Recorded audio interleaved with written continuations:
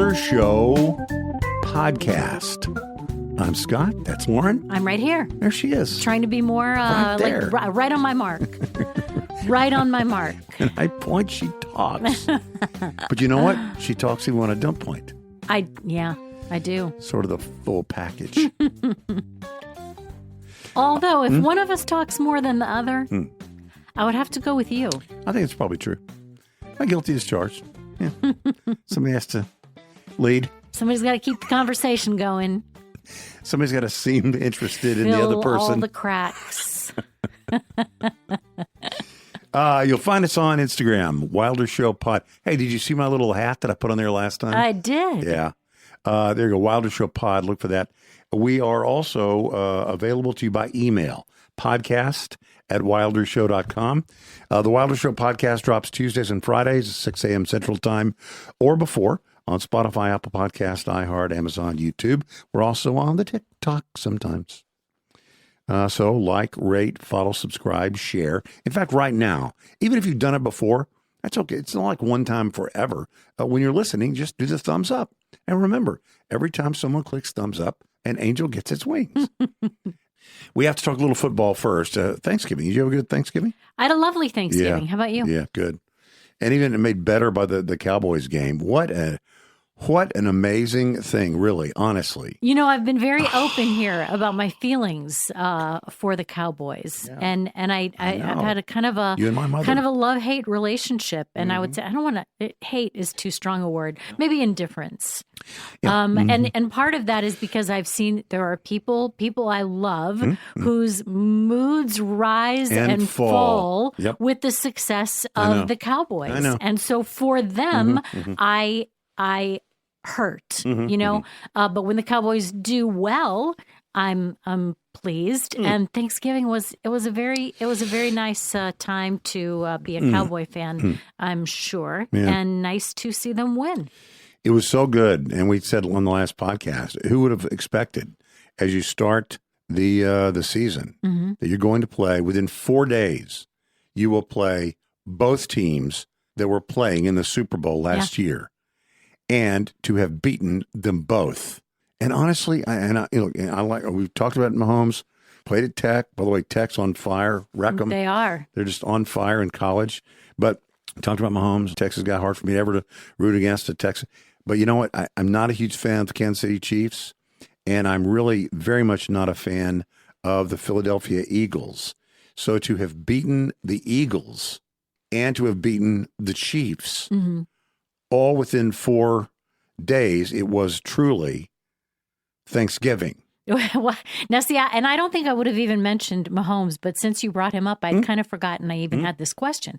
I think they said at the end of the game that Mahomes has, although he is a Texas boy, he had never won in AT&T Stadium. Is that true? I saw him play in college at AT&T Stadium. And did not win. Did not win. But I wonder if that is, had he played, did he play more than once in college at AT&T Stadium? And then somebody else in the house brought up the fact, I wonder if he played there in high school. For playoffs, sure. And I need to, I'd kind of forgotten about that. If anybody knows that, let us know at podcast@wildershow.com. I might do a little of my own research on that too. But if you know that, let me know.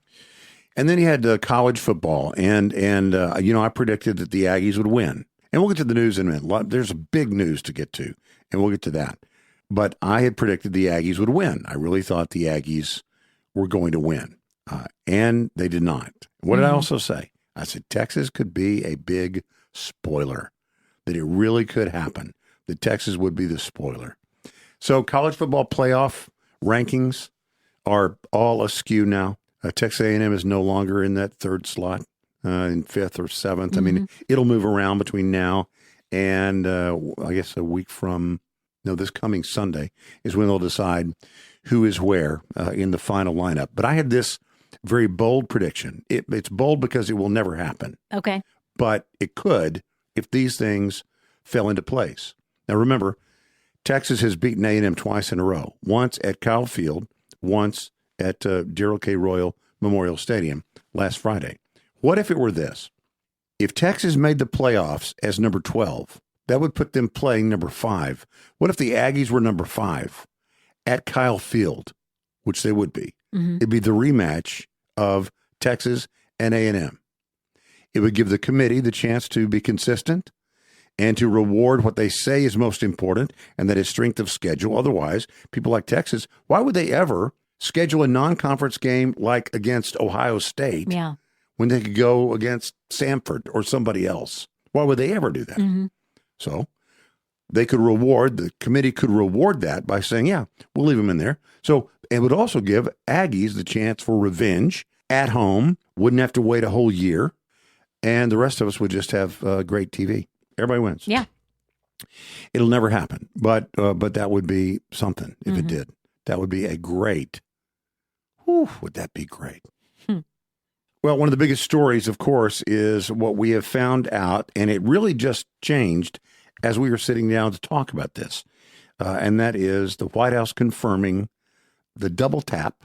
It was a second strike on the drug boat, and because it just came out, I'm going to share this. White House Press Secretary Caroline Leavitt confirmed yesterday, that Pete Hegseth, Defense Secretary, did authorize the second follow-up strike on the alleged drug boat in the Caribbean in September, following the big, really a bombshell report in the Washington Post, reporting that the claim was that he ordered the military to, it's a very harsh phrase, he's quoted as directing the military to kill everybody.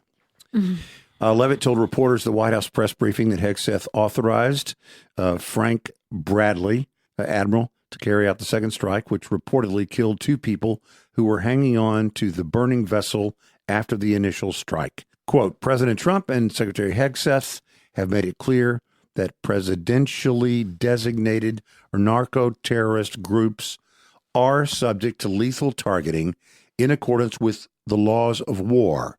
With respect to the strikes in question, on September 2nd, Secretary Hegseth did authorize Admiral Bradley to conduct these kinetic strikes. Let me just finish this quote. Admiral Bradley worked well within his authority and the law to ensure the boat was destroyed and the threat to the United States of America was eliminated. This administration has designated these narco-terrorists as foreign terrorist organizations. The president has the right to take them out if they are threatening the United States of America, if they are bringing illegal narcotics that are killing our citizens at a record rate, which is what they are doing. It's real funny. I think last time, or perhaps the time before, the podcast before, we actually had a long conversation that we ended up not including. And it was about this whole Democrats out there saying you don't have to follow illegal orders. Right. And I believed, we didn't air it again, but I believed then, I believe now, that sows great discord in the military. Right. That what we don't want is everyone who is given an order to have to independently decide whether they should follow this or not. And by the way, everything that could seem that it is legal might not be. You might find out a year later that it wasn't legal.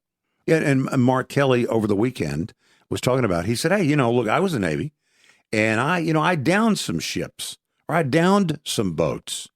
I sunk some boats, but his point was, but I did it legally. And we don't know that these are legal, what was done. But what I did was legal. Well, what if it wasn't? What if somewhere the court decided that it wasn't legal? Do we really want, in the case of this, and I don't want to get into the whole thing, but I'll just say some special warfare operators, according to some reports, were the ones that actually downed these boats. Those people that do that, special warfare operator, SWO, those special operators, believe me, they are not double, triple checking the commands they're given. Yeah. Those people get, and they're men, those men get commands and they carry them out. And the thought that they might be held criminally responsible for something, I mean, I understand if it turns out Pete Hegseth did, quote, something wrong, okay, he loses his gig. Maybe he's in trouble beyond that. But the orders that he gives, that goes to SOCOM and those people all along the way are equally on the hook? If that's going to be the case, I say let's get that over with quickly so that Trump can pardon those people all along the way. You cannot have a military do its job if we have to have 1.4 million people deciding on their own, second guessing the orders they're given. I don't think you can. Yeah. That is chaos. And that's the kind of thing that I really think was the point of what Democrats did when they put those notes out, saying, oh, no, we were just saying you have an obligation not to follow illegal orders. And by the way, it could have meant about National Guardsmen in D.C. Or National Guardsmen in Seattle or in Illinois or in San Francisco. Do all those people get to decide, well, you know what, I think this is illegal? What if they all just follow the orders and somewhere down the line it's determined to be illegal? Are they going to be on the hook? That you cannot have enforcement of peace, of law and order if that's the road we're going down. So that's where we are right now. And there will be, it was last night, I think in the Oval Office about this whole Venezuela thing. Anyway, it's a mess. And if these guys are in fact narco-terrorists, I think you either take them on or you give in to them. And just to put a bow on this, according to the Washington Post, an initial strike on September 2nd, I think, left 2 survivors, and then Admiral Bradley ordered a follow-up strike to comply with Hegseth's orders to leave no survivors. I think it could be something as simple as Secretary of Defense says, go clean these guys out, and the pushback is, do you want us to capture them, or is this a kill mission? And he says, kill them all. Yeah. Okay. Well, that's it. That doesn't mean necessarily there was a second strike ordered by Hegseth. It could be, the first strike didn't kill them all. The order was to kill them all, so we'll take a second strike. And so the admiral orders the second strike to comply with the command he was given. Now, did Hegseth order a second strike? No. I mean, under the scenario I'm giving. Would Hegseth then, given this scenario, have ordered a second strike, have been told there were 2 survivors, what should we do? And he says, kill them all. We don't think that's when he said that. If he just said it at the beginning, we're not taking prisoners, we're blowing up stuff, and we're killing the people.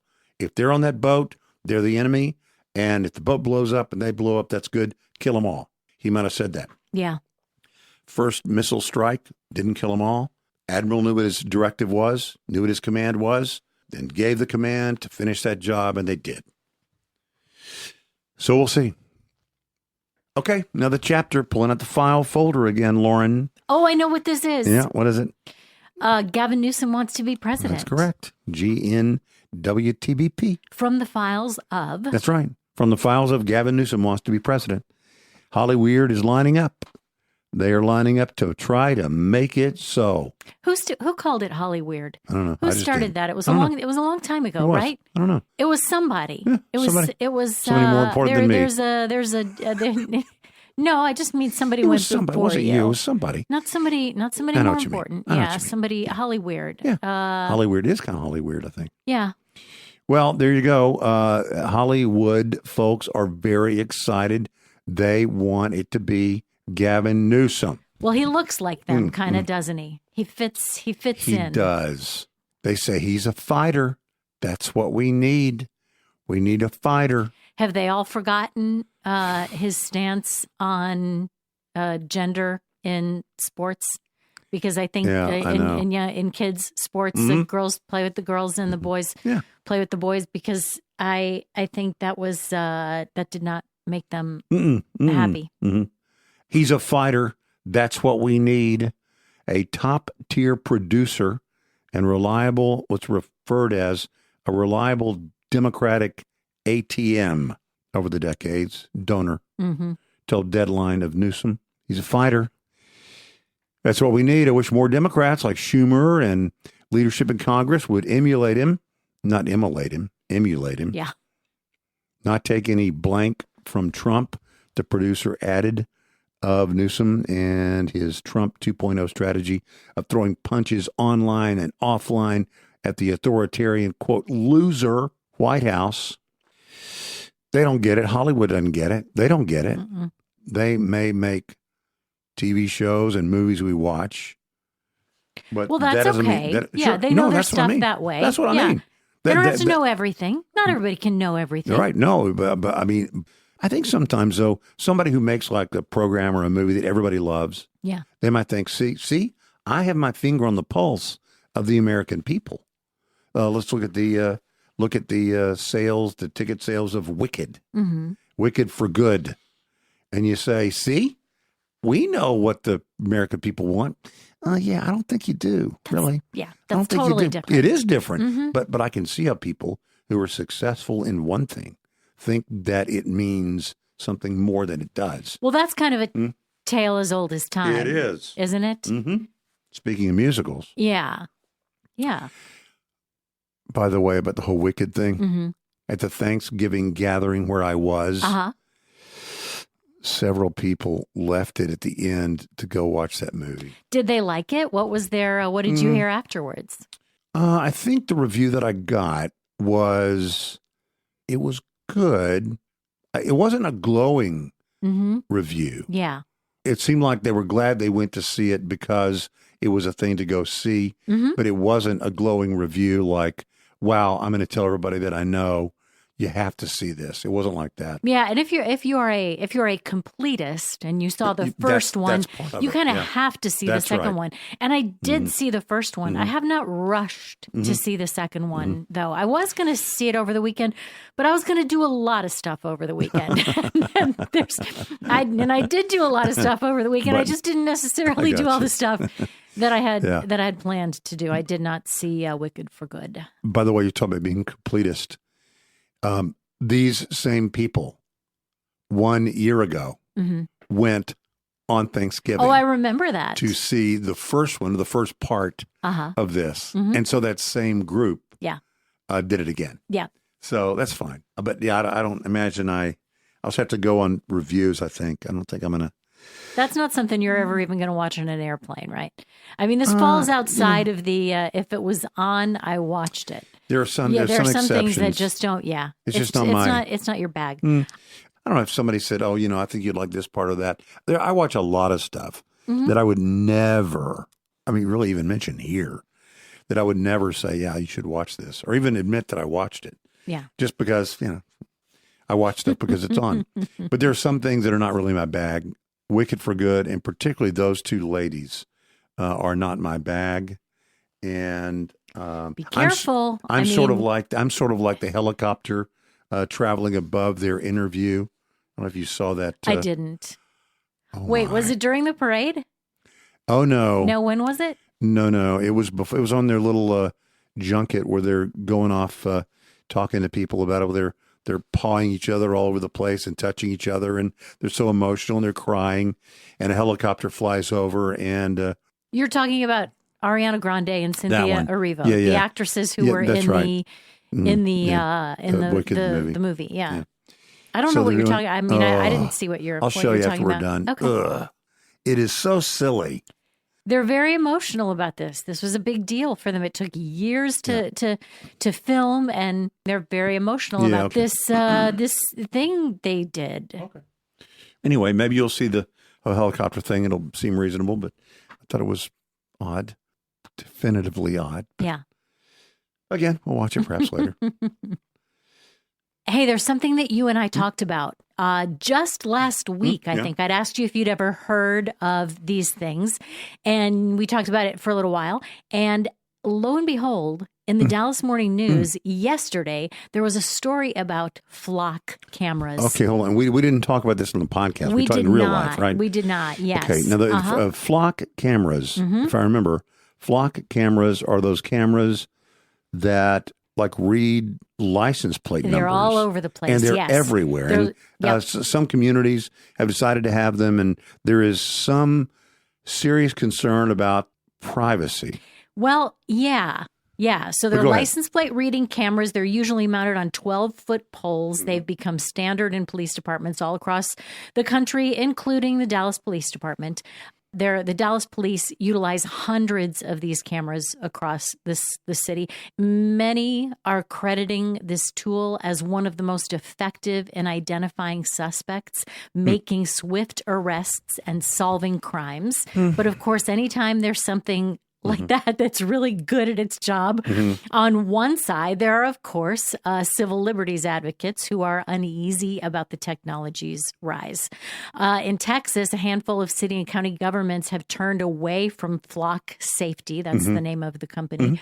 One of the dominant private vendors providing this technology. In some of those places, their elected bodies have debated the technology's usages and moved to end or not renew their contracts with Flock Safety. It was only founded in 2017. It's an Atlanta-based company. It's used by law enforcement agencies, homeowners associations, private businesses. Many of those, though, the private businesses and homeowners associations share their video access with law enforcement. And the practical use for these is, let's say someone has stolen something. Or is running from the police. Yeah. And they think that this person has committed a violent crime. Yeah. They can go through the Flock camera history and find out where exactly was this person and go all the way back and follow and trace this person back, or at least that vehicle back. And for that purpose, it's good. It only retains it for a certain period of time, and 30 days later, it all goes away, and they don't search everything and blah, blah, blah. However, some of the criticism has been, can it be hacked? And if it's hacked, and we've seen people that have actually hacked those things, what then is done with that data, and what else could be done with that data? So I think it has a practical application, but I think there is some risk. 80,000 AI-powered license plate cameras across the United States. That's according to Garrett Langley, who's one of the company's founders. That was in September. There are probably even more now. About 5,000 police agencies use the company's tools. They call it a vehicle fingerprint technology. It doesn't just read the license plate, because it doesn't matter if it has a paper license plate. It doesn't matter if it doesn't have a license plate. They look at the vehicle's make, model, color, other cosmetic things like bumper stickers and decals to flag it across the network of cameras. And what you mentioned is certainly one problem with it, hacking of it, but also the patterns that they can see in what you're doing otherwise. And the thing they bring up here is a woman that they said was going to get an abortion. Ah, gotcha. So they were able to find out where she was or where she was going, or They said one example earlier this year came from Johnson County, where a sheriff's sergeant used the tool while trying to locate a woman authorities had been told might have had an abortion. Might have had. So they're going to go back and find out where did she where go, she went, where her car was. I don't know. I mean, it has nothing to do with what I think about abortion. Yeah, I'm really sort of uncomfortable with this whole thing. I want to solve all the crimes. Yeah. I got that. However, I'm not sure, especially if you consider the hacking possibility and the fact that at some point, sometimes these things start with something we can all agree on, and they grow. It's sort of a creep factor. Like it creeps. You know, it starts one thing, we all agree, then it kind of comes out this way, comes out that way. And then over time, perhaps it's even used for commercial purposes. Yeah. Well, where I've gone and where I've been and what my pattern is, you put enough stuff in for 30 days, and you're going to find out a pretty good pattern of where I am. And then you're going to compare that pattern to when I stray outside that pattern. Well, what's he doing there? Why is he going there? Right. That's not his normal pattern. I don't think any of that's anybody's business. Well, so far, courts that have considered these license plate readers have upheld their use, finding that drivers have little expectation of privacy when it comes to plate numbers visible on public roads. I know. That's true. Oh, it is time for Scatter Shoot. Let's go.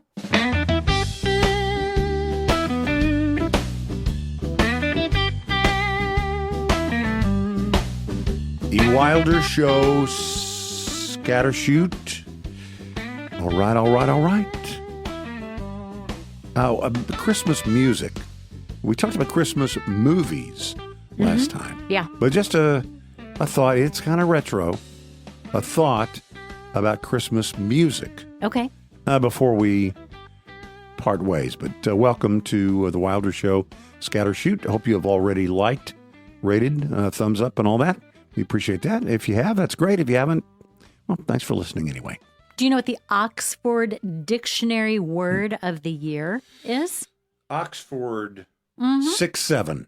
No, you know what though? We were going to talk about that too. Yeah, something did declare that. I thought that's not even, first of all, it's not a word. No, it's not that. It's two words. It's a big deal though for some reason. I know. And apparently it's not that different from anything that any of our little generational quirky things or anything that we ever said that our parents didn't understand, anything that our kids said that we didn't really understand, anything that any saying that became a thing. Do we know even what it means though? What 6-7? It doesn't mean anything. Okay, but just people started saying it. Kids started saying it and just okay. Some kids started saying it. Did you have words like that when you were a kid that you would say? We did. We had words. Okay, when I moved to Minneapolis, I was 7 years old. And one of the first things I remember, I only ever heard this in Minneapolis. I lived there for 7 years. People said it the whole time I was there, not just kids, but adults too. Never heard it again when I moved here, never heard it anyplace else. If something was kind of gross or yucky, they would say ish. Ish? Ish. Like a dash ISH? Only the ISH. Huh, like that's bad-ish or whatever ish or no, like if you walked down, like if you were down by the creek and it was kind of murky and mossy and gross, you might say ish. If you took the lid off of food that had stayed in the refrigerator a little bit too long and got a whiff of it, you might say ish. Wow. Never heard it anywhere else. I've never heard that. Never heard that. Isn't that weird? It is weird. It's unique, for sure. It is unique. When we were kids, we had little words in our little neighborhood group of scallywags. One is, for some reason, we would say woo daggers. I remember you talking about that. But you have to do it like, do you have to say woo daggers? Woo daggers. Woo daggers. Sometimes you still say woo daggers. I do say it. Yeah. Woo daggers. What was the genesis of that? I don't know. What's the other thing? There's another thing that you say too. Something like whoa, or whoa, Wayne. Whoa. Do you want me to tell the story? I'll tell a story about whoa, Wayne. You may have already told it, but tell it again. I'll tell it. I was working construction and we had some guys that were real country guys. I was only doing it like between semesters in college in the summer or the winter break. And these guys did it all the time. They were real country guys. And one of the guys, I'm not going to say their names, but one of the guys, well, obviously one guy's name was Wayne. But what happened was, or I'll say it, Ricky, I think his cousin, Ricky. Oh, they were cousins? No, believe me. Yes. But Wayne was driving the forklift, and Wayne was going to put a pallet or something in the back of like an 18-wheeler trailer, right? Yeah. So Ricky was saying, come on, Wayne. Come on, Wayne. Motioning for him to back up. Keep coming. Yeah, back up. Yeah. It was only forward, though. Oh, he was coming forward. See, Ricky was watching to make sure the forks didn't damage the property. Okay. It was not owned by the construction company owner. And so he says, Come on, Wayne. Come on. And then Wayne, like, I guess he hit the gas and meant to hit the brake. And this guy, Ricky, goes, whoa, Wayne. Whoa, Wayne. So there are times now when something will happen, and I've done it in front of you before. Yeah, you have. And I'm not trying to say it. I'm not thinking about it. It just comes out. It's like, whoa, Wayne. I think that's like the kids with 6-7 now. Maybe, yeah.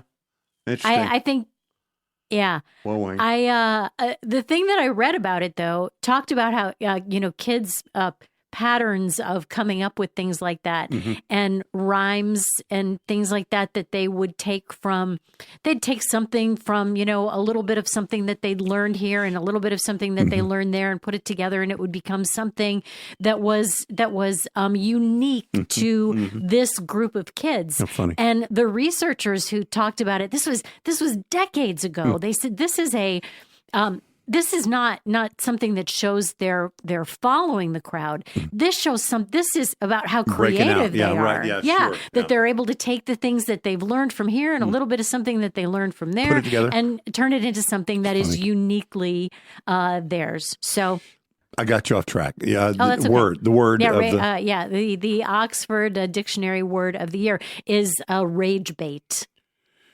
Rage bait. Rage bait. I can see you falling for rage bait every once in a while. Really? It's the manipulative tactics used to drive engagement online. I'm pretty gullible. Usage of it increased by 3 times over the last 12 months, very similar to clickbait, but where you might see, these stars, these relationships fell apart in 2025, and you click on it, and they really just want to sell You'll never believe number 5. Your jaw will drop. Yeah, these 10 couples didn't make it through 2025. Number 7 is a stunner. Yeah. Rage bait. Rage bait, though, has a more specific focus on making people angry. Yeah, I could be a purveyor of some of that. I never thought about it like not that. just a consumer.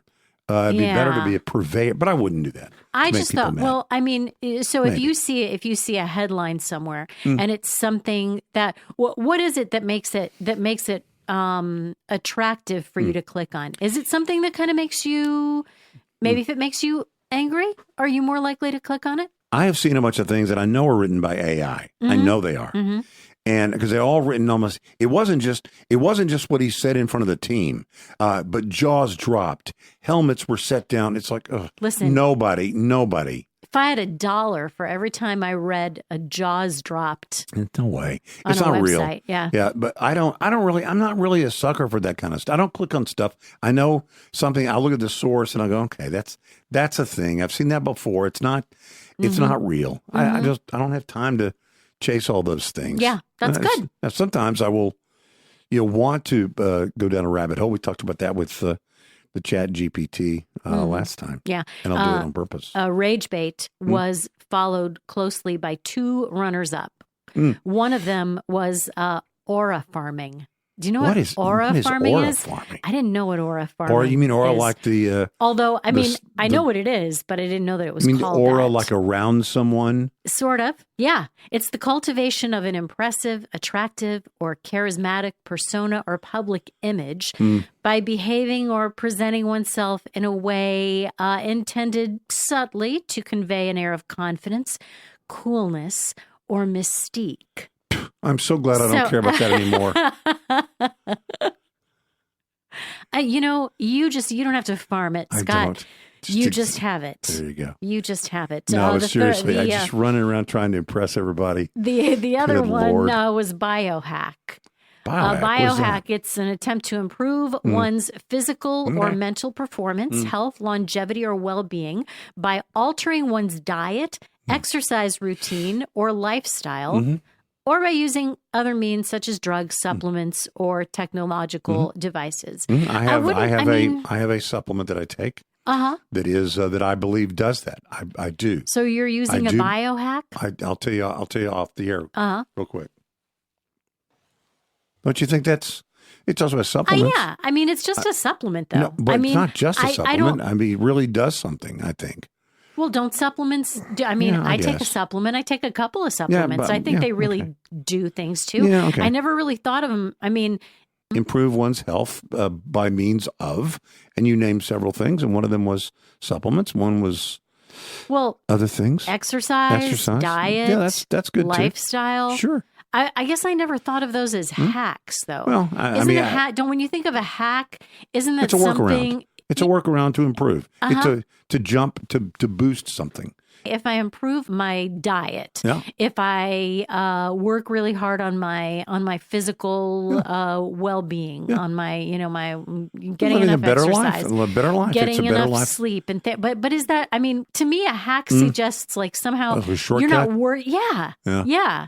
Well, yeah, maybe it does. I think though that people use life hack to mean a sort of a secret that most people don't know that can improve things. So in this case, it would be a biohack. Would be a little something you can do to increase or to improve your quality of life or your longevity. 100 years ago, do you remember Hints from Heloise? I do. They used to be printed in the newspaper. Remember newspapers? I do that too. We actually talked about this on the air. It was many, many, many years ago. Gotcha. And it was a Hint from Heloise hack. And she suggested a quick cleanup for your bathroom sink might be taking the used washcloth that the kids just left hanging on the side of the sink and cleaning out the sink with the bits of toothpaste that are left in the sink after the kids brush their teeth and don't rinse out the sink. Interesting. I thought that was one of the most sickening things I'd ever. You take a dirty washcloth and use the spit out toothpaste that the kids leave in the sink to give a quick cleanup. To the bathroom sink. I didn't really like that advice. You think it proved anything? I didn't think that was achieving any type of cleanliness for sure. Stuck with me though. A little animal good news, bad news before we get to Christmas music. It's all right. It is Christmas music, but it's not. We're not ranking Christmas songs, but we'll get to that in a second. You mentioned something about a animal good news, bad news, and a lion story. Did you have a chance to look at that? I did, and I think you're going to be a little bit disappointed in it. It was a story that you had shared with me, and it's about lion roars having accents. Oh, that's right. They have accents. They don't all roar exactly the same way. Dialects, I think. They do. Yeah. They have, yes, it's a form. Yeah, but I think you're going to be disappointed because it's not like British accents. Oh, no. It's not like the lions don't have Australian accents or I thought. They're roaring and saying. Or maybe I'm a little disappointed because they don't roar and then say mate or anything, right? Wouldn't y'all? I think that that's is that what you were thinking? That's where my head went. Wouldn't it be cute if they did? Yeah, sure. If they did though, yeah. Just like people, lion roar accents may form from a mixture of location, social learning, and genetics. We already know that lion roars contain enough individual variation to reliably identify specific lions. So one lion can sound so distinctive that another lion very far away when he hears that exactly. That's Stan. I'd recognize that roar. Anywhere. They recognize each other and they can assess potential rivals too. So it turns out that African lions who were living in widely separated places, big groups of lions, prides of lions in Tanzania and Zimbabwe roar in noticeably different ways. Scientists were comparing the lion roars from the two countries. They found that males from each population produce very distinct vocalizations. Tanzanian lions had roars that were at different frequencies and durations compared to their Zimbabwean counterparts. But what they wanted to try to figure out too was why that happens. And it's things like environmental characteristics, like vegetation density and terrain. It affects how sound travels, potentially favoring different acoustic properties in different habitats. So different roars develop based on where you are, how far the sound has to travel, and then lions might unconsciously adjust their vocalizations to maximize transition in wherever they happen to be. And then another possibility was that involves social learning within prides. The young lions learn behaviors from their elders talk like their dads. Okay. The little lions talk like their dads. Subtle differences in roaring technique could accumulate over generations within those isolated populations, which is just how dialects develop in human languages. Amazing. Isn't that really cool? And so it's almost as cool as if they had British accents. Yeah. It's sort of like the lions in northern Serengeti. They're a little uppity. Their dialect's a little haughty. Little proper. The southern, a little more common. Yeah. They drop their G's. Yeah. That's funny.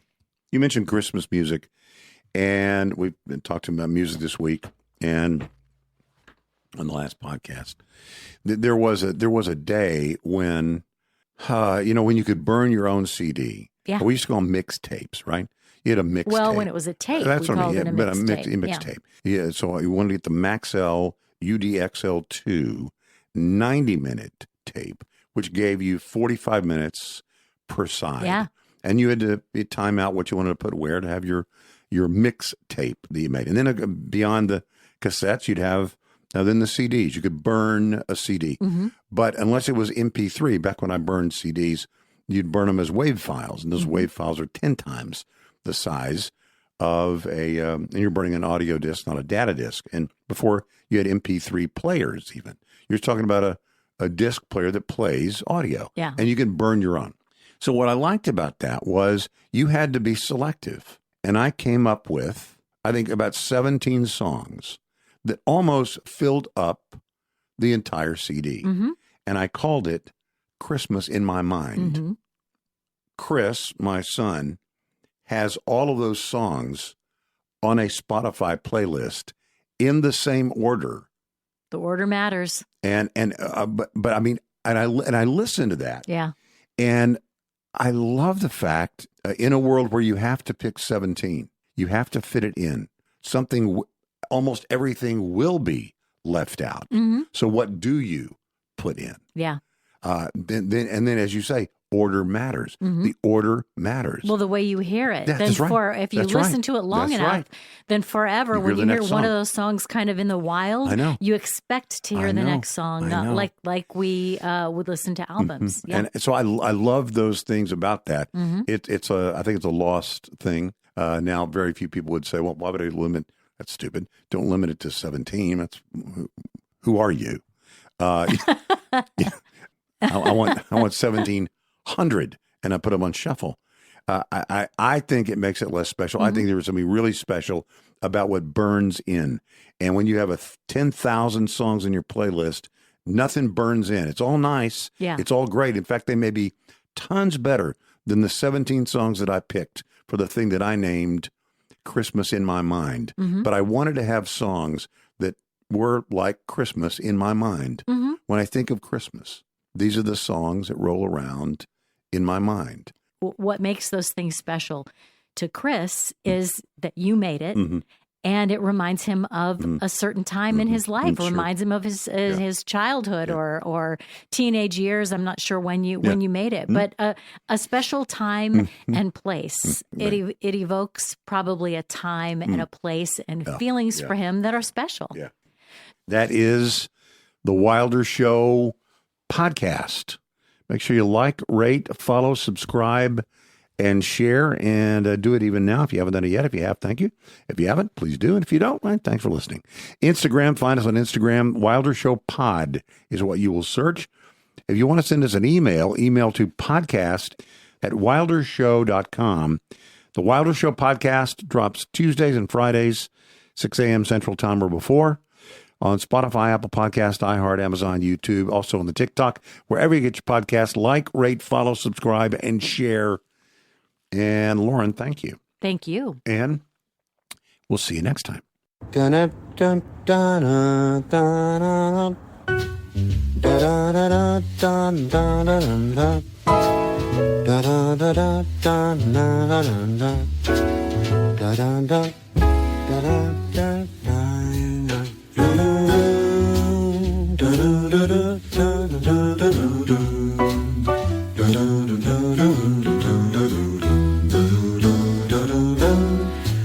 do do